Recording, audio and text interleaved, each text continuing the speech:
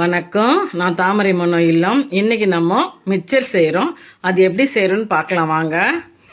நம்ம கடலைப்பருப்பு முதல்ல ஒரு டம்ளர் கடலைப்பருப்பு நல்லா ஊற வச்சுருக்கோம். ஒரு 3 ஹவர் ஊற வச்சுட்டு இது நல்லா காத்தார வச்சுக்குவோம். இப்போ நம்ம 3 பவுல் எடுத்துருக்கோம். அந்த 3 பவுலில் ஒரு கப்பு கடலை மாவு போட்டிருக்கோம். அதை கூட தேவைக்கு கொஞ்சம் கலர் போட்டுக்குவோம்.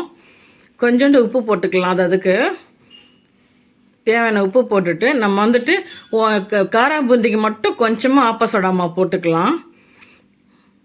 மற்றதுக்கெல்லாம் நமக்கு ஆப்ப மாவு தேவையில்லை. இப்போ நம்ம ஒரு கடாயை வச்சு எண்ணெய் ஊற்றிடுவோம்.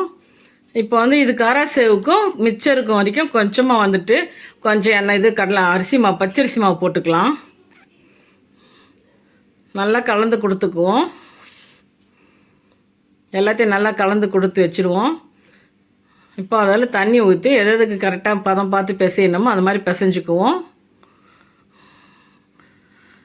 இது முதல்ல ஓமப்பொடி மாதிரி நல்லா போட்டுக்கலாம்.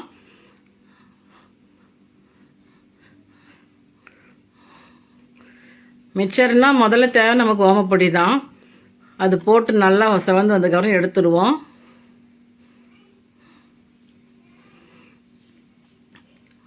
இது காராசேவு போட்டுக்கலாம்.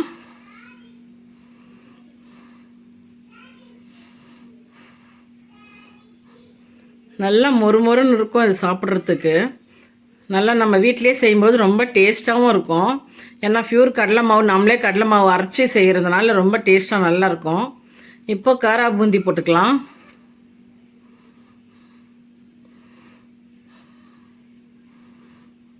போட்டு நல்லா கொஞ்சம் எல்லாத்தையும் தனித்தனியாக போட்டு காத்தார வச்சுடுவோம். இப்போ கடலைப்பருப்பு நம்ம ஊற வச்சு கடலைப்பருப்பு காத்தார வச்சுருக்கோம். அது போட்டு எடுத்துக்குவோம்.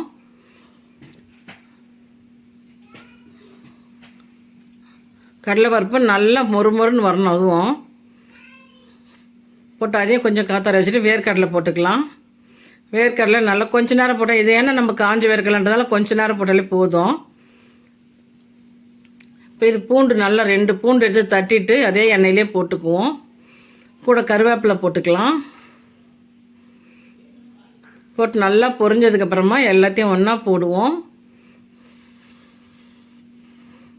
நல்லா நம்ம காராசேவெல்லாம் உடச்சிக்கலாம். அந்த மிக்சரும் இப்போ இதுவும் உடச்சிக்கலாம். இதையும் உடச்சி கொடுத்து கலந்துக்கலாம். எல்லாத்தையும் ஒன்றா போட்டு கலந்துக்குவோம்.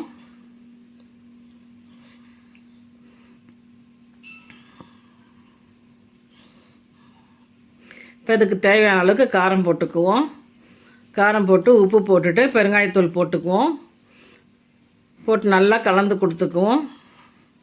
கொஞ்சம் சாட் மசாலா போட்டிருக்கோம். எல்லாம் ஒன்றா போட்டு நல்லா கலந்து கொடுத்துக்கலாம். நல்லா கலந்துடும். சுவையான மிக்சர் ரெடி ஆகிடுது. இந்த வீடியோ பிடிச்சிருந்தா நீங்கள் லைக் பண்ணுங்க, ஷேர் பண்ணுங்க, சப்ஸ்கிரைப் பண்ணுங்க. தேங்க்யூ.